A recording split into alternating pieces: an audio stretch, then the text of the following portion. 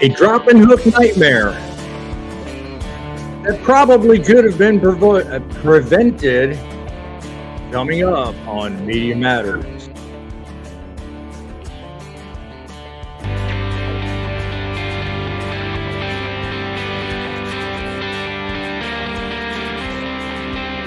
From Truckin City headquarters and our mobile studios, deep in the heart of Truckin Today, a Media Matters podcast for truckers today. Talking news, your host, Boss Man.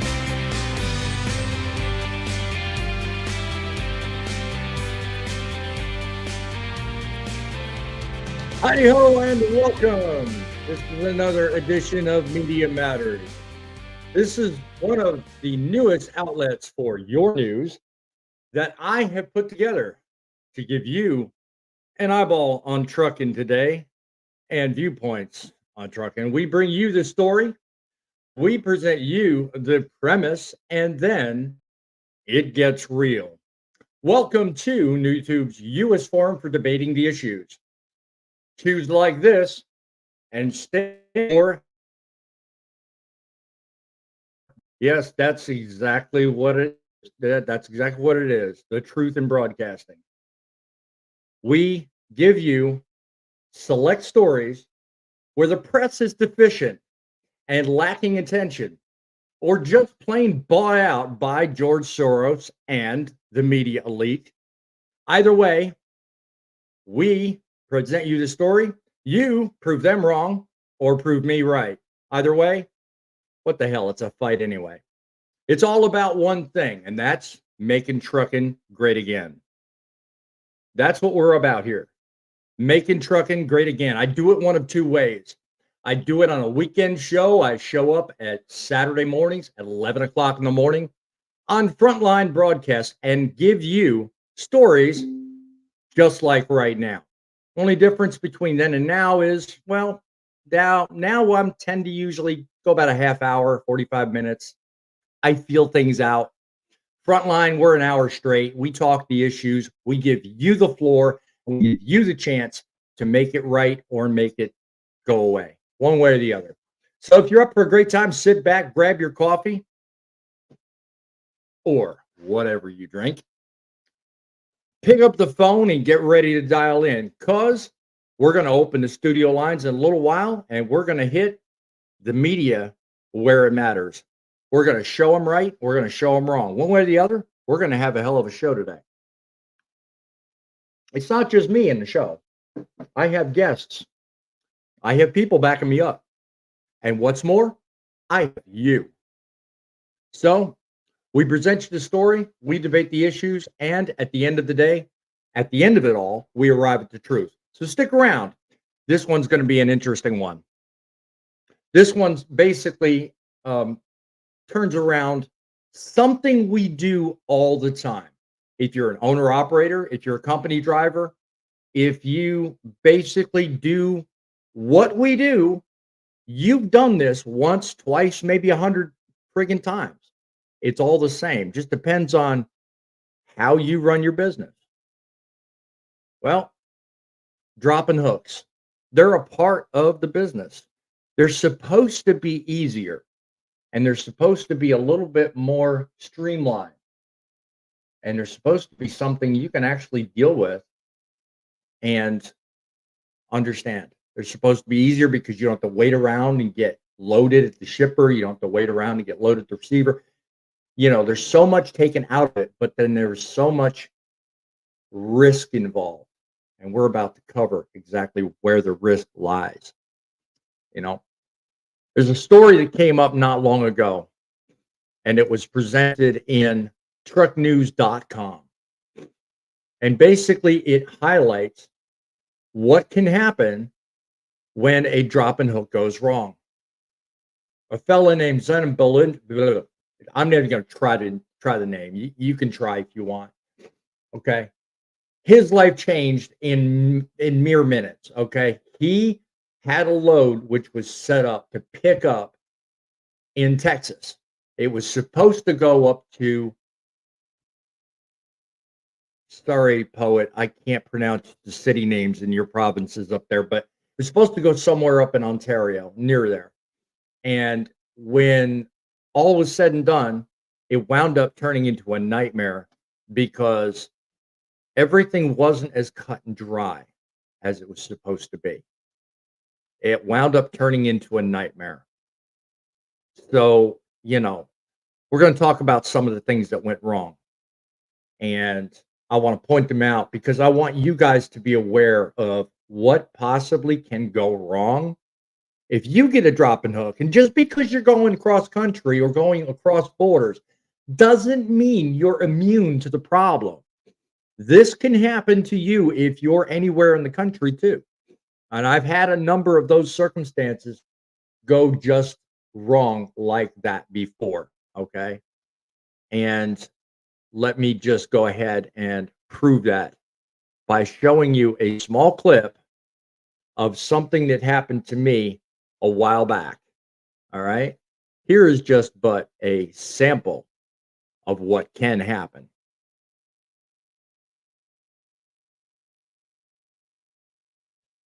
As soon as it plays, come on now.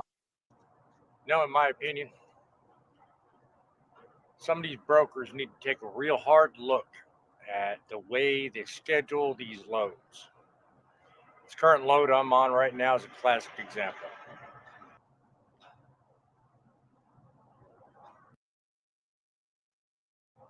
As a broker and as a scheduler, you have to be able to factor in the what ifs. Because we can't tell you what to do. We can't tell you how to remedy. We can tell you when we'll be there, but we wind up suffering. Drivers, the owner operators, the people that have to actually pay the bills on these trucks. We're the ones that wind up suffering when you guys don't do your job right. It's something to think about because of someone else's, not mine, someone else's screw up. I've got to sit here and wait a whole 3-day period of time. 3 days, Friday, Saturday, and Sunday. That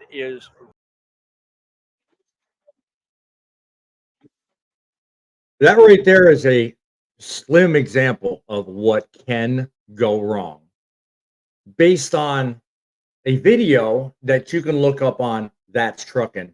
That's another sister YouTube channel that I run, has a lot of subscribers. Look up that video, Bad Broker Vibes. That video basically highlights some miscommunication problems that typically exist when you're dealing with just miscommunication issues. If it's supposed to be a live load or if it's supposed to be a drop and hook, you pretty much know that on the confirmation. You receive that up front. You're told immediately exactly what you're dealing with. Well, in that particular scenario, I was told one thing, but the opposite wound up being true. And the end result was that I wound up having to wait 5 days to get the load delivered. And it was a number of nightmare issues compounded. Watch the video. You'll see some very interesting and very informative things that wound up happening during that load. But more to the point of the load that I'm referring to, which is this gentleman's nightmare scenario. That was by itself an extremely bad situation. He picks the load up out of Laredo, Texas, and it's supposed to be heading for Mississauga, Ontario, if I'm pronouncing that right. He finds out along the way as he's transversing, the country, that the load's original scheduled delivery had been modified. And he finds this out because he breaks down. Now, when it breaks down, he by itself, that by itself is a nightmare on its own.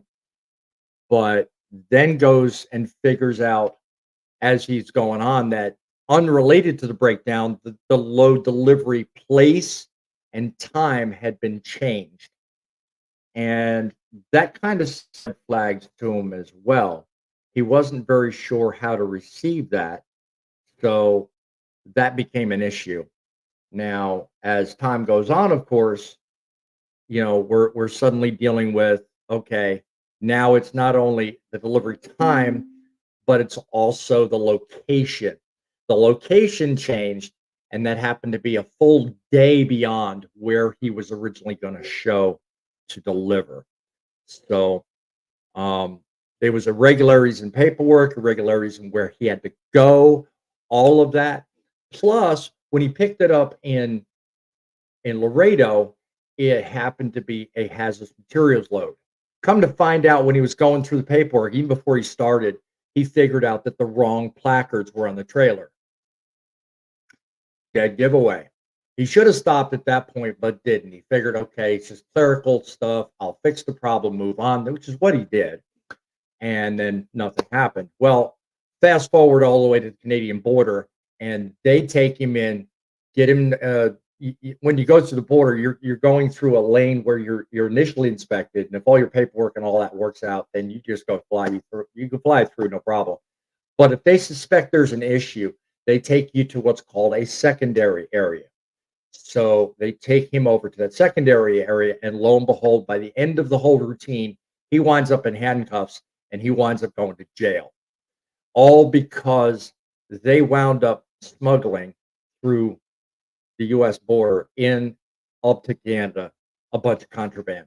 So this is a classic example of what can happen if you just assume others are in control and you don't take the time to actually do the research to find out, okay, this load is this load needs to go here, and it's there.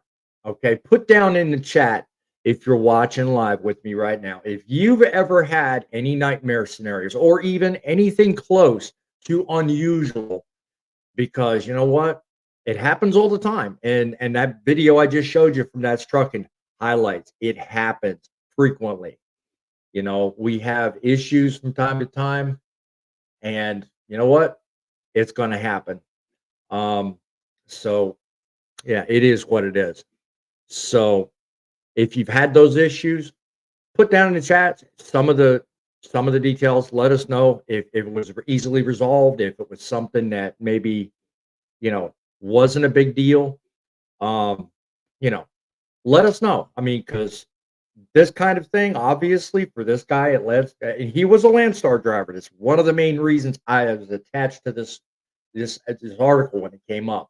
He was a fellow LandStar driver. Any of you guys know I work for LandStar, and I carry these loads. So it struck me as like, oh my God, I don't go cross border. I don't have customs. I don't have any of that, so I don't have to worry about it. But this could just as easily happen to me, And there have been other stories. I mean, look on YouTube. You'll see other stories where there was not too long ago a female driver that got arrested for having problems with the shipment because the trailer was called in stolen. So, that could easily happen too. We go about our daily life thinking dropping hooks are just so much easier and so much less headaches and stress. We're finding out here through the press and through these news articles that's not always necessarily the case. If you want to call in and give me a personal rendition of some nightmare scenarios you've had, by all means, 860-753-5547, 860-785-3547. Let us know. Dropping hooks ain't as easy as they seem, are they? So let us know some of the things you've had. If you have a general question and you want to ask a question, you want to know something about trucking that maybe you're not going to find in the average media sphere, by all means, give us a call, ask, and we shall answer. Let's bring on guest number one. You know him and love him. He's the grumpy old trucker. Nothing grumpier than this old codger. How you doing there, old man? How's things hanging today? Well, I'm just a grumpy old codger. I don't know. It's been a day. It's been a day. God bless it. No such better life than one without coffee, right? I got me a So little bit of my cold coffee right here. there you go. So give us a rundown of what may possibly be something like the nightmare scenario. If you've had one of those scenarios that kind of in tandem with what I'm talking about has wound up making you regret dropping hooks, let us know. What does that look like for the grumpy old trucker? Well, I'll be honest with you. I've never crossed borders either because I really don't care to. But I did pick up a lot of freight out of Laredo and Brownsville and El Paso. And let me tell you, I do, besides they do a pre trip and everything on them and post trip when the trailers come in, I double check everything when I pick the stuff up because I make sure there's no hiding places or places that look like it's been tampered with. So, that's a plus right there. Mhm. Okay. Well, it's good to know. I mean, because like I said, I've run a number of scenarios. And I've been with LandStar now over almost 8 years. And I would say probably 35% of the loads that I've carried with Landstar have all been drop and hook. Everything else is, of course, on the fly. You get it, you get it, you deliver it, and you're done. But yeah, I've had quite a few. I would say a majority of that 35% of my loads, all nightmares. I mean, you name it. If it's scheduling issues, overweight issues, um, you name it, I've had it, and it happens. I mean, because you're dealing with not just one broker, but you're dealing with usually two. Because there's a broker for the shipper, and then there's also a broker for the customer. So they're trying to coordinate between the two, and never are the two synonymous. Never do they always work out. So it's always going to be a nightmare of one kind or another. And you know what? It's a science and never does it work out. And you know what? As they say in the sewer business, shit happens, and my video in that's trucking highlights, but a minor example of what can happen. I've had countless others that have spawned from it. Um, so you name it, it happens. We got another guest in the background. Let's see if we can bring him up if he's got a dependable internet connection. I call him the semi-serious trucker. Welcome to you, Gilligan. How are things today? It's going good. How about yourself? Not bad, my friend. If you've had any nightmare scenarios with respects to dropping hooks, can you think of anything that would kind of even remotely apply to that which we're talking about today? There's one that really comes into mind. I was back with Snyder at that time. Yeah, I got some details. What was so nightmarish about it? I picked up a load. It didn't have many pallets with it, but it was a very front end heavy load, and it ended up overweighing me on my drives, Hmm. and I ended up getting scaled, and then I called dispatch. They told me to take it to the yard. They're upper in, I can't remember where it was up there. I think it may have been Illinois or around the border there. Hmm. And load ended up shifting on me. Oh, nasty. Yeah. Yeah. Load shifts, that's never a good thing. Hmm. I've had that happen a couple of times too. I mean, and they're usually very expensive too, because the nice thing with me is I had lumpers that could turn around and restack those loads. So that turned out to be a blessing on my case. But it's always something you can easily remedy and get out of. So we're blessed in that we have some of those, especially if you're in the states and you're not leaving the country. You're blessed in that you have a little bit of a remedy and you have a way of fixing it. And a lot of times, paperwork alone does that. So you're not really too harmed by some of the failings that happen with these drop and hook loads. Um, the worst that can happen, I guess, is that you're maybe shorted pay, maybe you don't read the directions on the bottom of the confirmation and see that maybe, oh, well, with detention, we don't pay as much because it's drop and hook or whatever. I mean, there's any number of circumstances that I've run into that have really made things a major pain in the butt. Um, this particular story that I picked out, and again, I'll leave the link to it underneath. It's not there now, but when the live ends, I'll leave the link to the story in the description of this video. This particular one, basically, as you read through it, and again, remember, it's an editor. He's looking at information he got long after the event closed, and there's a lot to be said for looking back. Hindsight's 2020. But I mean, just the idea that you can look back and spot problems that you can't see at the moment they happen, that says a lot.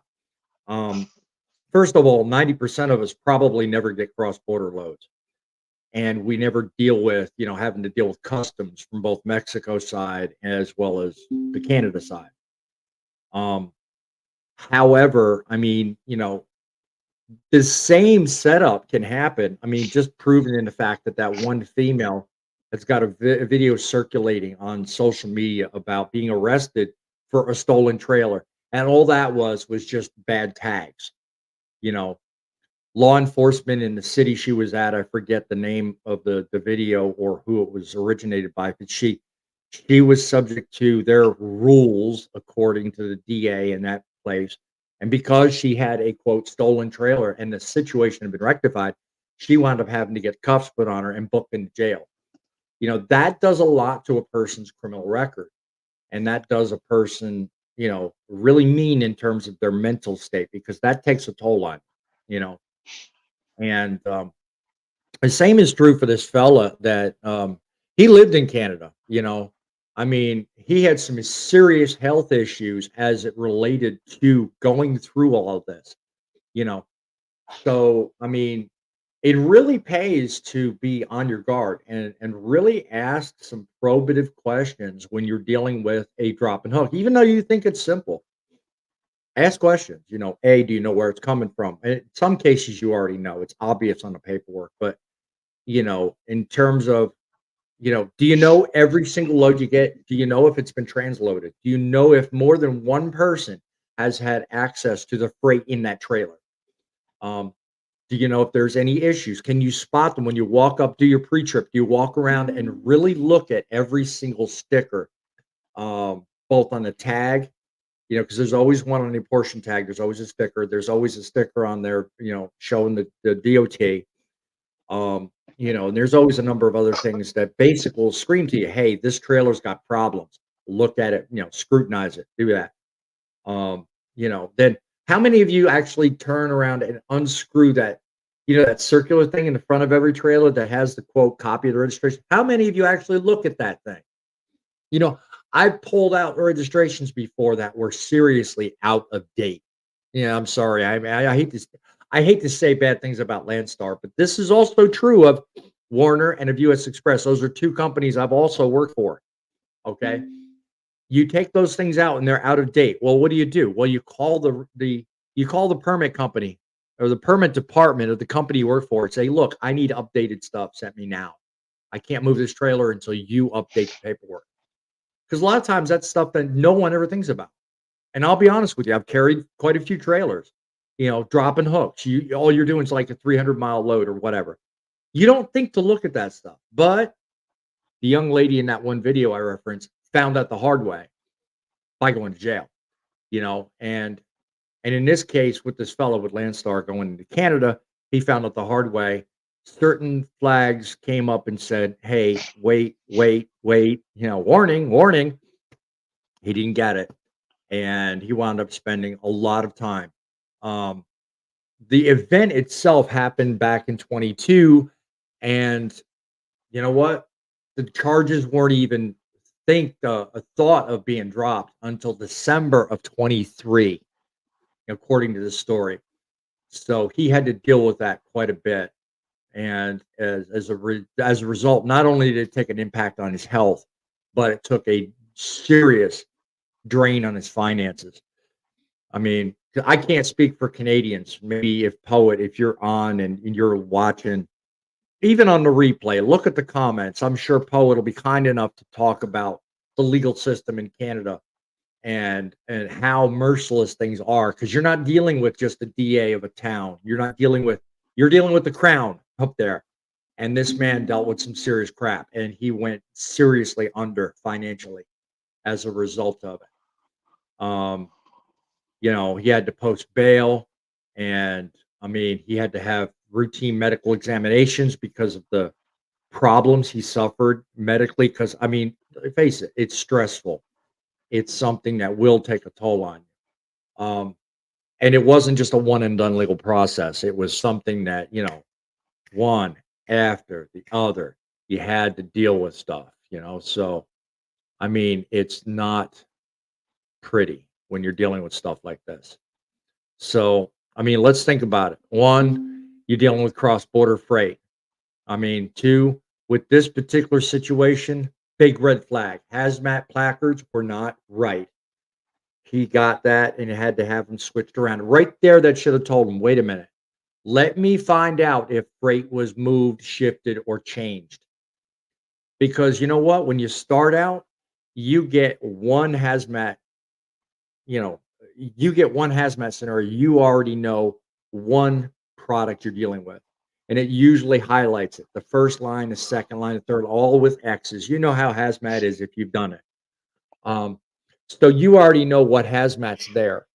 Now, for whatever reason, something wasn't right. Maybe that was their excuse. Maybe that was their way in to deposit contraband. Who knows? I don't know.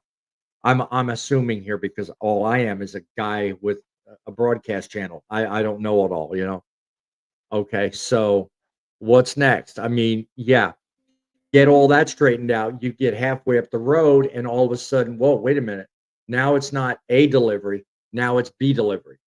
In other words, everything changed. So that's number three.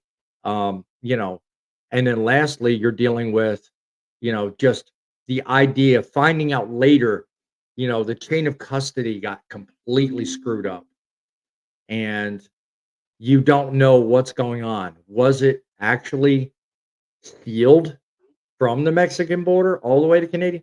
Or was there an interrupt? The chain of custody got interrupted. So, I mean, automatic red flags, and everybody's just like, oh my word, what in the hell? Um, I mean, in terms of just regular nightmares, forget the drop and hook, forget just the regular, you know, tone of what we're talking about, Frank. What's the worst scenario you've ever had with loads in general that you've ever worked with in all your 23 years of trucking? Think about it. What was the worst scenario you ever had to deal with?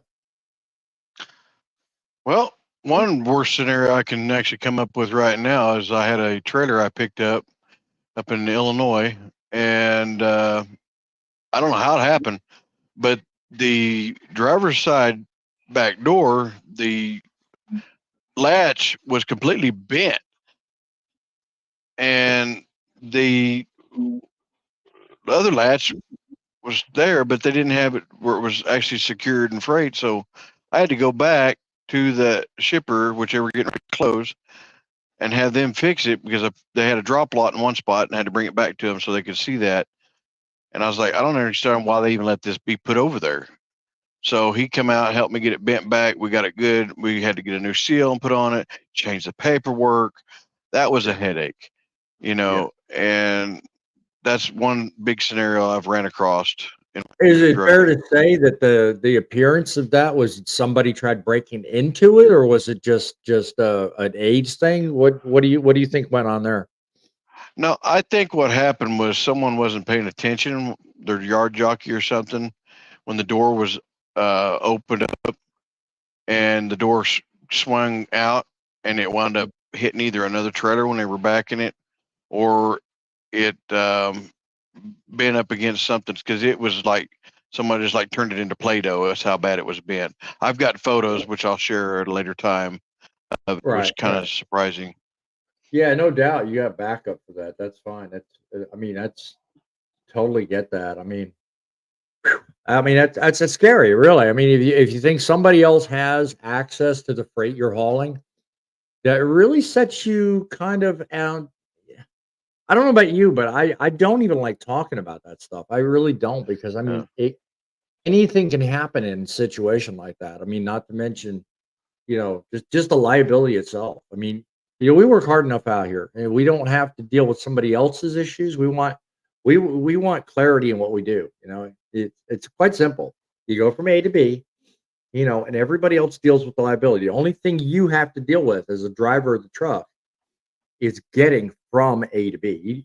You don't have to deal with all the rest of the stuff. The paperwork, custody, all that kind of stuff. So, you know, when I walk into a drop and hook scenario, and the first thing I see is, a trailer tire that could have been fixed, Mhm. that by itself sets me off. But if I walked into something like you just pointed out, where the doors messed up and the integrity of the loads in question, I'd be like, sign me up, get me out of here. Yeah. You Well, know, that's a good thing about when I took it back over there. He did actually go in and check to make sure that all that freight was not tampered with or anything, which was yeah, wonderful but that's a because after we delay. got it fixed.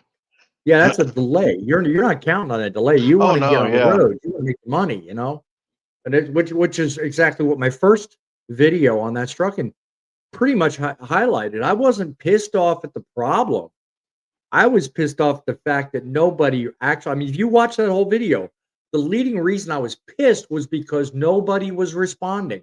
They waited until 3:30 in the afternoon on a Friday. If you watch that video, and I called them and made them aware of the problem I was having, and nothing was even launched as a resolution to the problem until the following Monday. I'd already sat 4 days, you know. So, here we are already 4 days in and I'm just now getting a resolution. I mean, come on now.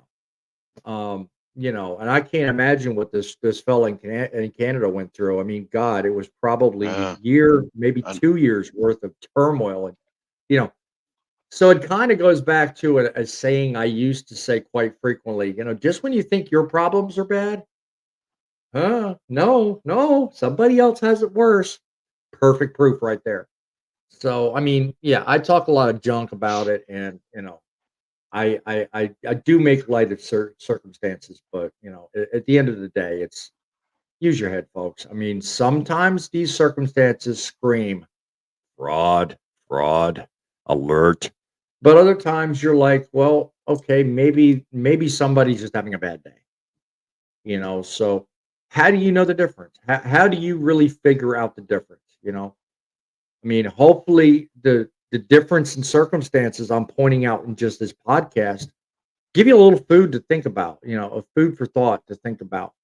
I mean, I don't think unless you're the average driver running across country and crossing Mexican and Canadian borders, you're actually going to run into this. So it's an extreme, I know, but the same could happen, as I pointed out a couple of times already. Same could happen here in the States.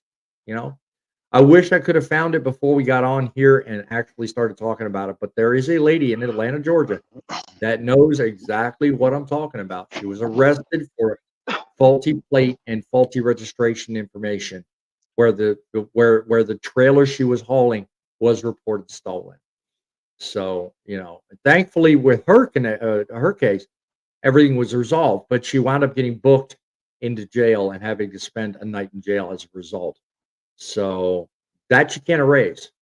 That will stay with you, and not to mention it's that old thing about certain things you can't unsee that sticks with you as well. So, any last words, Frank? What last thoughts on that? well, just based on the factor that make sure that wherever you pick up a trailer from, do a really good pre-trip on that trailer. Check everything. Check your seals. Check your placards if you've got placards. Check your registrations, as well as all the mechanical stuff. And with that saying, Grumpy Old Truckers out of here. No, you ain't. You ain't out of here until I say you're out of here. I'm the one in control of this show, my friend. No, but in all good fairness, though, I usually run these Media Matters shows with